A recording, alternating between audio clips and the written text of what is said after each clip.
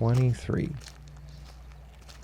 It's a weird thing to say, because I've never gotten here yet, obviously.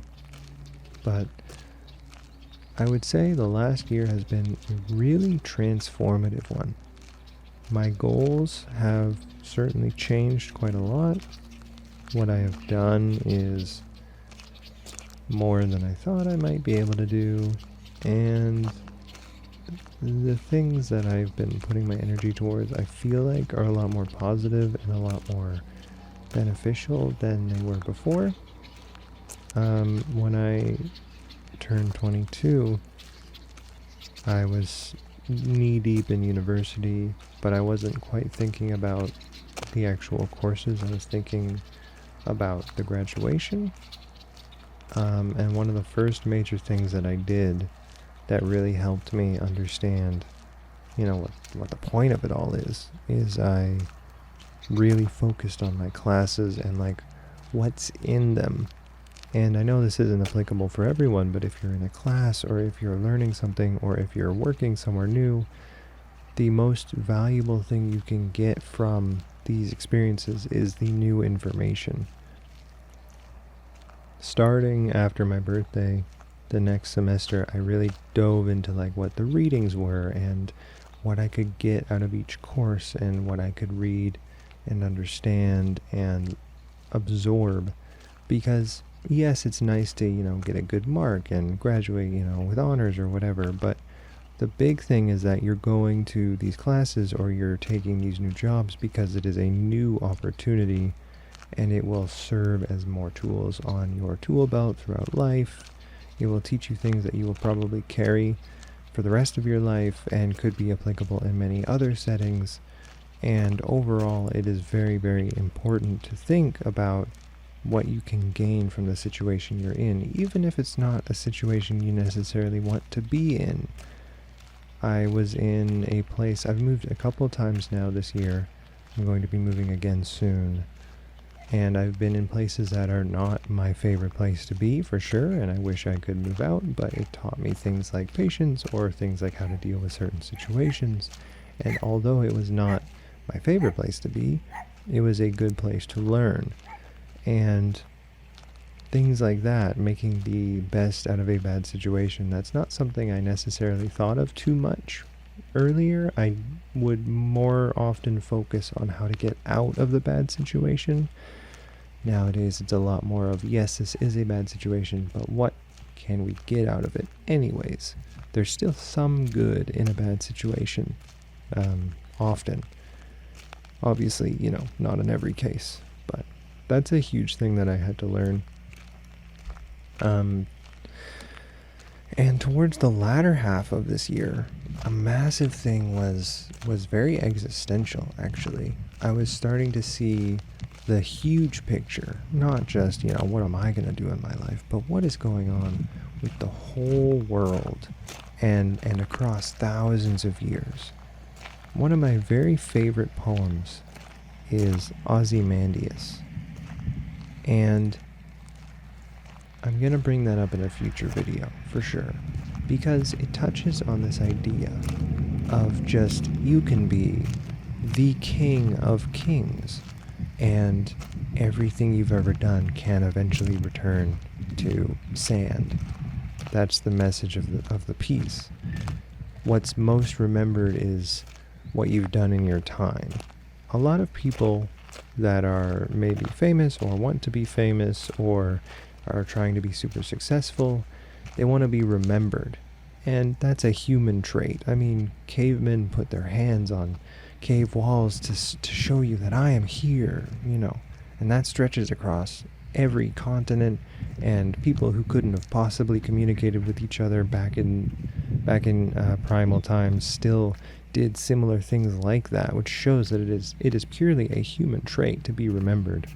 Even nowadays, when you make new cement, you want to put your initials in it, or when you make some sort of song or a book or a video, you want to put it up on the internet. That will surely last longer than you.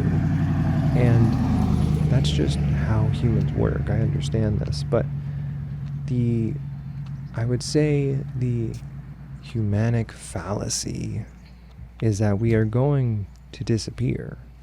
It is inevitable, and there is no way to last forever. It doesn't matter who you are. Even Shakespeare, if you really think of someone who's been remembered for hundreds and hundreds of years, nobody actually knows who Shakespeare was. Nobody can truly say that they even existed. There's a lot of theories that that's not a person, that that's a group of people, or it was a fake name because the person who was writing was a woman. And there's all these theories, and we never really understood who this person was, or even if they were a person. So even though the work is still remaining, the person is gone. And that's one of the most memorable people from that far back. We think of kings and things, we think of people who did a lot during colonization and things, and I know that's a touchy topic, but people trying to cement themselves in history has never really worked that well.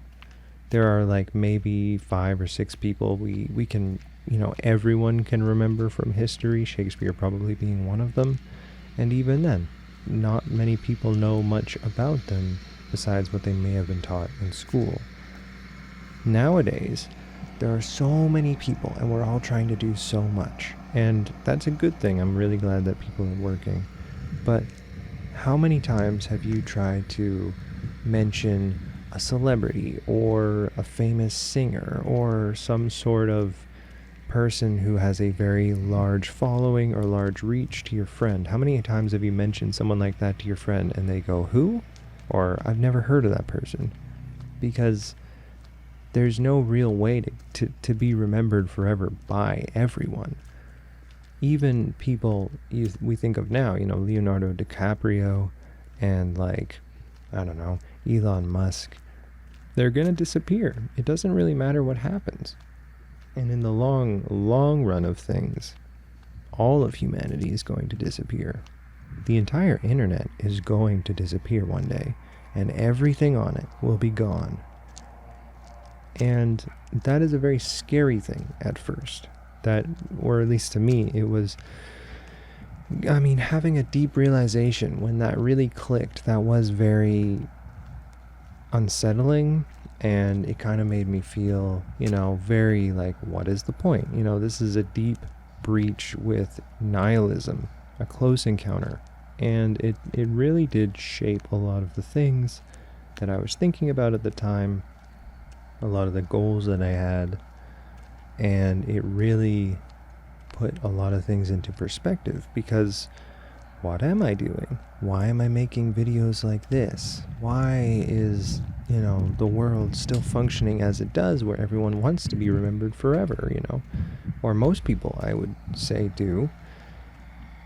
Maybe that's just me and my mentality, but it's very interesting because it is very scary at first, but then all of a sudden, once you sit with it for long enough and really understand what that means, it becomes incredibly reassuring.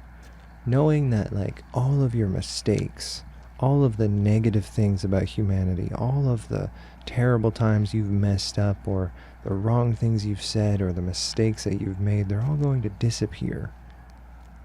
It doesn't matter if you live a perfect life, or if you live one of the most imperfect lives you could imagine.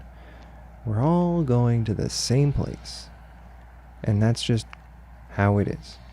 It's very, very interesting to think about that, because, really, what else is there? You can do anything you want. That's the cool thing. I would advise you don't, hurt anybody or break the law or anything, but you should consider that, because, there is security. There is knowing that this is going to be steady and good, and then there is happiness and what makes you satisfied and what really inspires you to keep going. If you want to create something and you've never tried it, you should think about these sorts of things where we are all going to disappear and everything is going to go. So even if you want to make video games and you make an awful video game that nobody plays, it doesn't matter, because A, you made the game, so that's already a step forward. And B, you could have made the best game in the entire world and it would have had the same result if you think about 1,000 years from now. 10,000 years, a million years, when the sun swallows the earth. I mean, if you think about just how freeing that is, because you can still say, I made a video game, and you'll be one video game closer to making an amazing hit video game, if that's really your passion. But that starting block, that perfectionism that you really want, it kind of disappears. And the way that things go, when you look at how everyone judges and is judged, that sort of fades a little bit too, because it's like, it doesn't matter what my nationality is, it doesn't matter what language I speak, or who I love, or what I hate, or what I don't want to be associated with. It doesn't matter. None of that matters, because all of us are humans, and we are all going to go to the same place at the end of the day, and that is just how it is. And obviously, I'm not saying that you should, sympathize with terrible people or anything because of that. But it does kind of help, because like when you meet somebody who is just insufferable, or somebody you really don't vibe with, you can kind of understand, like, we are still all part of the human condition. And, obviously I'm not getting along with this person, but we are still in the same boat somehow. And everyone is just trying to do the best that they can, whether or not they think that you are, or whether or not you think they are, it doesn't really matter. Everyone is trying to do their best and get the most that they can out of life, it feels like, even if that means being selfish or not doing the right thing because they think it's the right thing. I've had a lot of thoughts on like morality and things. Even, most criminals and most people who, are frowned upon, a lot of them thought they were doing the right thing because it just made sense. A lot of people will turn to a life of crime because they need to, out of desperation or necessity, or they think it is the right thing for them, even if society will say, no, that's not, and the general public will not agree. And even to that, even without delving into something so obvious as like criminals, you can believe in a religion that in your heart is the true religion, even if it means shunning other people or not respecting other people's rights. Meanwhile, the people on the other side think that they are doing the right thing, and there is no right, because in reality there is no clear answer. And that's what makes things weird, is we are guided by emotions, and people who are infringing on others' rights because of their religion, most of them think they are doing the right thing, even if they aren't. And the same goes for anyone, anywhere, really. And that really kind of helped me understand a lot about other people and kind of how to communicate. I don't want to argue with people anymore, because there's no reason to, if there really is no right answer, because everyone's trying to do the right thing. I feel like I'm just rambling for no reason now, but I've had like very, very big, just like laying awake at night and making these new connections in my brain. I've been doing this a lot and it's been weird, but if I were to boil it all down, I've been saying this a lot recently. I think the point of life is to love and to be loved, and however you achieve that kind of guides what goes on in your life. The reason that so many people are satisfied with, having the 9-to-5 day job and working until they retire and having like what's considered a normal life, the reason they do that is usually because it is for someone that they love, or in the pursuit of stability for someone that they love, or something like this. And that is why there are many people who want to be incredible musicians or writers or like achieve great heights, and they wonder like, how can you be satisfied with something like that? And well, it's because they are working towards something that they love. And that's just the answer. And when it comes to people who are trying to do these incredible creative tasks, that is also a form of love. That is passion. That is, you love to make music, you love to write, you love to make video games, and that also comes out that way. And you want to be loved somehow, whether that's by fans or people who work with you or people who come to really appreciate what you have done or your messages. And that is also a massive part of the human condition, is creation and sharing what you have made because you have made it. And although people consider these two types of people, the office worker and the creative, they consider them to be very different, but only on a physical level are they really different. When you get down to the nitty-gritty, they're both doing the same thing for the same reason. They are trying to put love somewhere, and they want to be loved for it. And that's just kind of how it goes. That was a huge revelation for me, that everyone is really on the same platform. Nobody is above anybody else for any reason. And whatever you do tends to be either so that you can be loved or so that you can love. I mean, even as something as simple as like playing video games for a day and not getting your work done is because you love video games, or you want to be loved by your friends while you're playing with them, or you want to, make new friends with teammates and be loved by them, even if it's obviously not romantic love, but a camaraderie or something. Like, you do pursue some part of this, which is very, very interesting.